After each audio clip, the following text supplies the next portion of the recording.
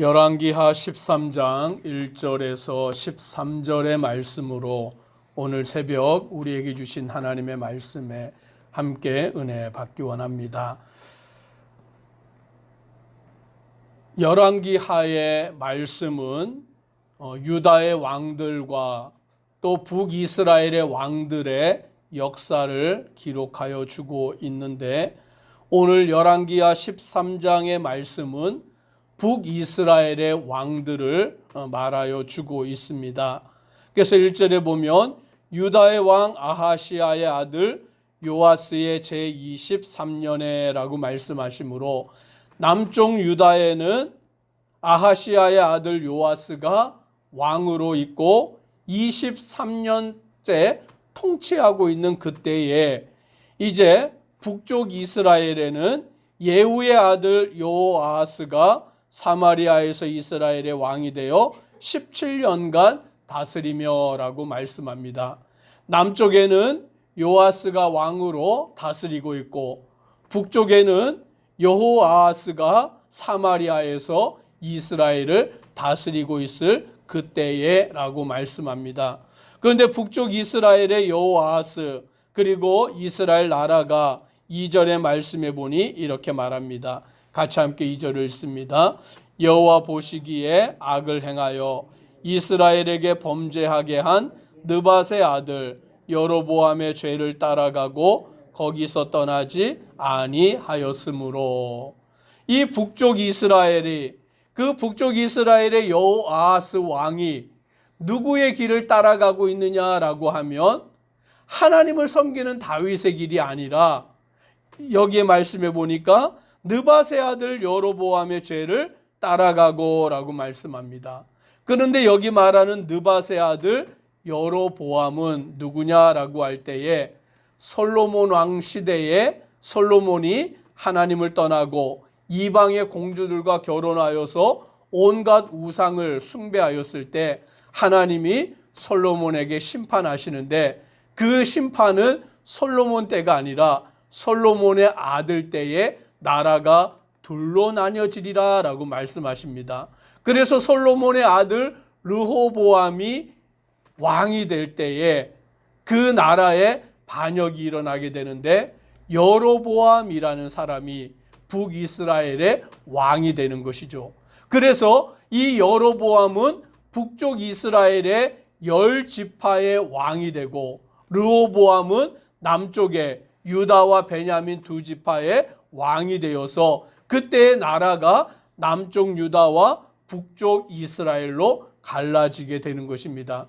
그때의 이스라엘의 초대 왕이 된 자가 바로 여로보암이었던 것입니다. 그런데 이 여로보암은 하나님이 자기를 북이스라엘의 왕으로 세우셨음에도 불구하고 하나님을 경외한 것이 아니라, 이스라엘 사람들이 절기만 되면 남쪽 유다 예루살렘에 가서 하나님의 성전에서 제사를 드리니까 그게 불안했던 거예요. 이 북이스라엘 사람들이 1년에 3차례 절기를 따라 남쪽 유다에 가서 예루살렘 성전에서 제사를 드리다 보면 그들의 마음이 남쪽 유다 르호보암 왕에게 돌아갈까 하는 것이 두려워서 어떤 계획을 세웠냐면, 북쪽 이스라엘에 제단을 2개를 만들었습니다. 단과 베델이라는 곳에 2개의 제단을 만들고, 그 제단에 금송아지 형상을 만들어 놓고 이스라엘 백성들에게 말하기를, 이것이 너희의 신이다, 이제 여기에서 제사를 드려라 라고 그와 같이 명령함으로, 이스라엘 백성들이 남쪽 유다 절기에 예루살렘의 성전에 가서 제사를 하나님께 드리는 것이 아니라 단과 베델에 있는 금송아지 앞에서 제사를 드리게 되는, 그리하여 이스라엘 백성들이 우상을 숭배하는 자가 되게 만들어 버렸는데, 이 여로보암의 죄가 북쪽 이스라엘에 계속 반복이 되는 거예요. 그 여로보암이 한번 행해 놓았던 그 단과 베델에 만들어 놓은 그 금송아지를 하나님으로 여기고 섬기게 만든 우상 숭배가 이스라엘에 계속되어서 오늘 말씀에도 보니까 여호아하스가 사마리아에서 이스라엘의 왕이 되었는데, 여호와 보시기에 악을 행하여서 이스라엘을 범죄하게 한 느밧의 아들 여로보암의 죄를 따라가게 되었다라고 말씀합니다. 오늘 그 한 사람이 범한 범죄가 그 후손의 대대로 죄의 영향력을 미쳐가는 것이죠. 아담의 범죄가 오늘 우리에게 원죄가 되어서 우리는 죄 중에서 태어날 수밖에 없는 인생이 되어버린 것입니다. 우리의 죄가 사함받는 길은 우리의 능력에 있지 아니하고 우리의 모든 죄를 담당하여 십자가에 죽으신 예수님을 믿는 길밖에 없음을 믿으시기를 바랍니다. 예수님께로 돌아오면, 예수님을 믿으면 우리의 죄가 사함을 받는 거예요. 그와 마찬가지로 북이스라엘도, 이 여호아하스도 그 여로보암을 따라가는 길을 버리고 하나님만 섬기면 되는데 그들이 여로보암의 우상을 숭배하는 길을 따라가니까 하나님이 이들을 심판하십니다. 3절에 보니까 여호와께서 이스라엘에게 노하사 늘 아람 왕 하사엘의 손과 그의 아들 베나닷의 손에 넘기셨더니라고 말씀합니다. 하나님이 그들의 죄에 대하여서 심판하실 때 아람을 통하여서 이스라엘을 심판하심으로 이 이스라엘이 곤고함에 처하게 된 것입니다. 그때에 어떤 일이 이루어졌느냐? 4절에 이렇게 말씀합니다. 같이 함께 4절을 읽습니다. 아람 왕이 이스라엘을 학대함으로 여호아하스가 여호와께 간구하매 여호와께서 들으셨으니 이는 그들이 학대받음을 보셨습니다. 아멘. 오늘 말씀해 보니까 뭐라고 말합니까? 아람 왕이 이스라엘을 학대함으로 여호아하스가 여호와께 간구하매라고 말씀합니다. 하나님의 심판을 통하여 아람이 이스라엘을 괴롭게 하니까 그때서야 여호아하스가 깨닫게 된 거예요. 아, 하나님 앞에 회개해야 되겠구나. 하나님을 섬겨야 되겠구나. 그래서 이 여호아하스가 뉘우치고는 하나님 앞에 회개하게 되고 하나님 앞에 간구하여 기도하게 된 것입니다. 그랬더니 하나님은 사랑이 많으시고 은혜가 많으시기 때문에 그 기도를 들으시고는 여호와께서 들으셨다라고 말씀하고 이는 그들이 학대받음을 보셨습니다 라고 말씀합니다. 오늘 그들을 하나님이 불쌍히 여기신 거죠. 회개의 기도를 드리고 하나님 앞에 우리를 도와달라고 엎드려 간구하는 그들의 기도를 하나님이 들으시고 오늘 그들의 학대받음을 보시고 하나님이 어떤 일을 역사해 주셨느냐? 5절에 이렇게 또 말씀합니다. 같이 읽습니다.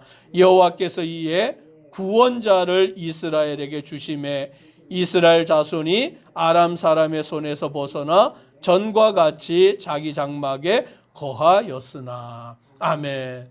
여호와께서 누구를 보내어 주십니까? 구원자를 보내어 주셨다라고 말씀하십니다. 오늘 아람에 의하여 학대를 당하고 고통을 받는 이스라엘 백성들, 그 여호아하스 왕이 회개하고 뉘우치고 하나님 앞에 간구하여 기도하였더니 하나님이 그들을 불쌍히 여기시고 구원자를 그들에게 보내어 주심에 이스라엘 자손이 아람 사람의 손에서 벗어나 전과 같이 자기 장막에 거하였다라고 말합니다. 오늘 하나님은 회개하는 자를 용서하여 주시는 줄 믿으시기를 바랍니다. 하나님께 나오는 자를 하나님께서는 받아주시는 거예요. 그가 어떠한 죄를 범하였든지 그 죄를 용서하여 주시고 구원하여 주시는 줄 믿으시기를 바랍니다. 한 구원자를 보내어서 그들을 구원하시는 하나님, 오늘 우리에게 예수 그리스도 구원자를 보내어 주셔서 우리의 죄를 용서하여 주시고 구원하여 주시고 하나님의 자녀 삼아 주셨는 줄 믿으시기를 바랍니다. 그러므로 오늘 우리는 예수님만 믿고 주님 안에 거하여 살아가면 복받는 자가 되는 줄 믿으시기를 바랍니다. 그런데 이스라엘 백성들이 또 어리석어서 6절에 보니까 그들이 이스라엘에게 범죄하게 한 여로보암의 집에 죄에서 떠나지 아니하고 그 안에서 따라 행하며 또 사마리아의 아세라 목상을 그냥 두었더라라고 말합니다. 하나님이 그들을 용서하시고 구원하시고 그들을 돌보아 주셨는데 불구하고 여전히 그들이 죄에서 떠나지 아니하고 여로보암의 죄를 따라 금송아지에게 제사를 드리고 또 더 나아가 아세라 목상을 그냥 두는 그와 같은 어리석은 모습으로 오늘 이들이 행하여 나아가는 것입니다.